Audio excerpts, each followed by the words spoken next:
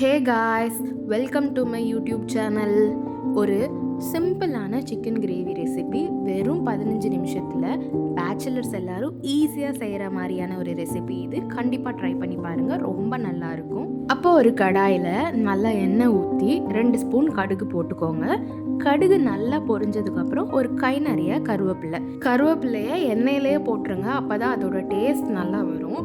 அதுக்கப்புறம் ஃப்ரெஷ்ஷாக வீட்டிலேயே அரைச்ச இஞ்சி பூண்டு விழுதையும் அதே எண்ணெயிலேயே போட்டுருங்க. அப்போ தான் அந்த பச்சை வாசனை போய் ரொம்ப டேஸ்ட் நல்லா வரும். பச்சை வாசனை போனதுக்கப்புறம் மீடியம் சைஸில் இருக்க வெங்காயத்தை கட் பண்ணி அதை போட்டுருங்க.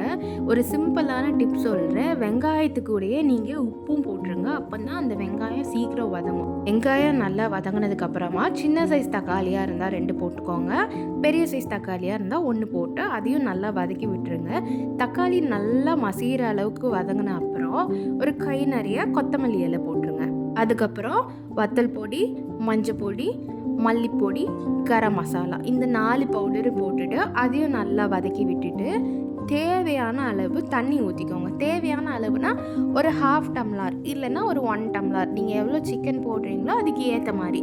நான் 250 கிராம்ஸ் தான் இன்றைக்கி சிக்கன் எடுத்திருக்கேன். ஸோ நான் ஒரு 3/4 டம்ளர் தண்ணி தான் நான் ஆட் பண்ணியிருக்கேன். நான் 2 பேருக்கு செய்கிற மாதிரி தான் பண்ணியிருக்கேன். நீங்கள் ஒரு 1/2 கிலோ சிக்கனோ அல்லது 1 கிலோ சிக்கனோ எடுத்திங்கன்னா அதுக்கு ஏற்ற மாதிரி மசாலாவும் தண்ணியும் போட்டுட்டு நல்லா அதை கிண்டி விட்டுருங்க.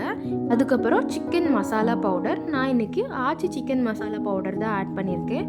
இது கடையிலே ரெடிமேடாக கிடைக்கும். இதோட டேஸ்ட் ரொம்ப நல்லாயிருக்கும். ஒரு டைம் வாங்கி ட்ரை பண்ணி பாருங்கள்.